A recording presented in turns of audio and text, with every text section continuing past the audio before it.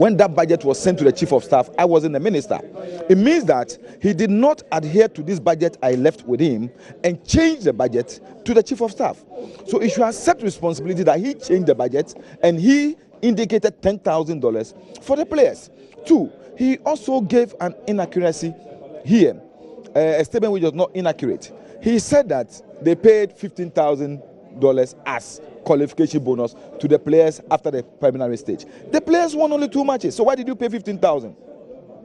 Why did you pay 50,000? There is something they are hiding. The truth of the matter is that they paid the players more than the 5,000 they stated to Ghanaian public. They paid 5,000 to the players as winning bonuses for each match, and they've also paid 15,000 to the players as qualification bonus. So if you put it together, actually the players received 25,000 after the first round, which was more than what we had budgeted for. And you have the evidence to back that, because he himself has said it here.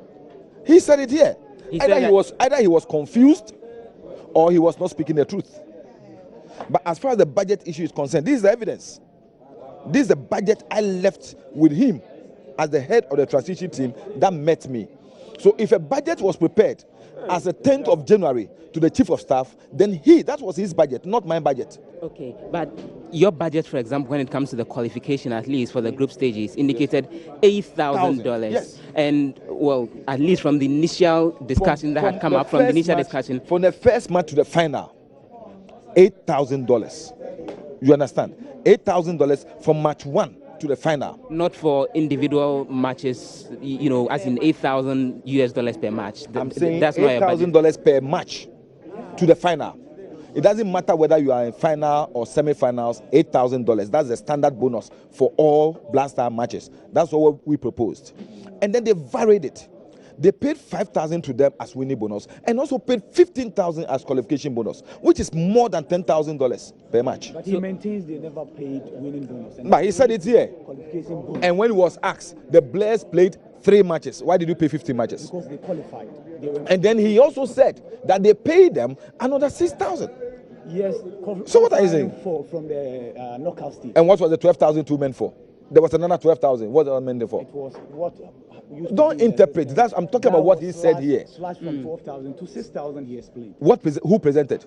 He says that the convention had been that yes, they are paid 12,000. Who? Which convention? That was what he mentioned. It is never true. Which convention? I was the minister there before him. So which convention is he talking about?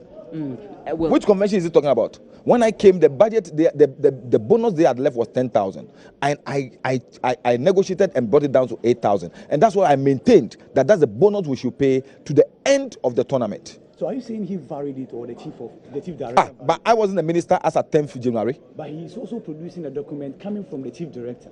But he's the one who has asserted that if chief director signed document, minister should be held responsible.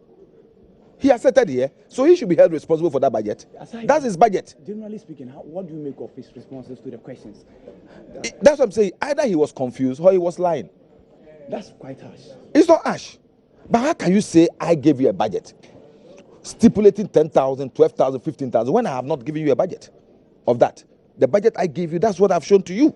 But did you personally hand over? I personally handed it over to them at the International Conference Center. I chaired that meeting, the first meeting with him. I handed it over to him. But if he's lying under oath, what are you going to do about That's what I'm saying. I'm going to pursue this further. I'm going to pursue this further. And in fact, this will have to come. I also have copies of the budget. And I'm going to make sure I submit this to the chairman of the committee. And if he has lied under oath, we'll pursue this. Because just a final bit, so that then the general concern that you have about him either lying or them overpaying the players, do you think probably the GFA should be investigated for that as far as expenditures? I don't have any issue with the GFA. I don't have any the sports issue with ministry. the GFA. I mean, the sports ministry. Please. I'm saying that when we met at the transition team, we showed him 2 budgets, the proposal for the GFA and what we have reviewed, and we presented to him what we have reviewed. If during his time, after the 10th of January, he has been in the ministry for 3 days. If during that time the chief director had sent another budget to the chief of staff, he cannot claim ignorance about that budget. The chief director may have discussed that budget with him, and the chief director may have sent that budget. So it is his budget. So he should tell us that this was the budget he sent to the chief of staff. stipulating 10,000, 12,000, 15,000 from the preliminaries to quarter and to semi-finals. He shouldn't claim that it was our budget we left for him, because the evidence is here. If he presumed that I didn't have the evidence, I have it here on my phone. This is the budget, and I showed it to you before. And I've showed you that 8,000 per match up to the end. So he shouldn't lie. Thank you. Well, so that's Nii Lante Vanderpoy there. He's the Member of Parliament for the Ododo-Diodio area, a member of the Appointments Committee. With those details there, it became a dragged conversation between himself and also the Minister for Youth and Sports nominee right here at the vetting session. And he would make sure that all other things being equal, he submits the documents on the GFA's budget to the chairman of the Appointments Committee.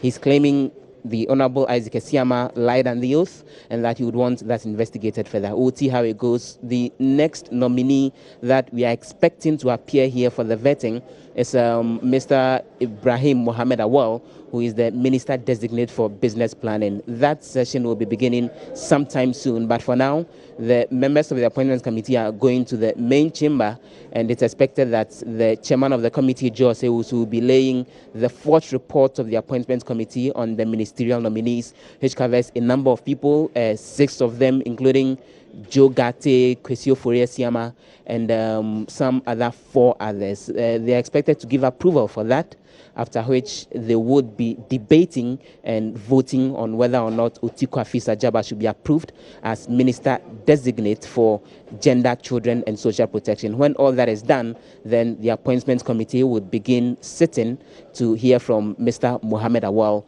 and then the final person who would be appearing later today would be Mavis Kumsin, who is the Minister Designate for Business Planning as well. Back to you.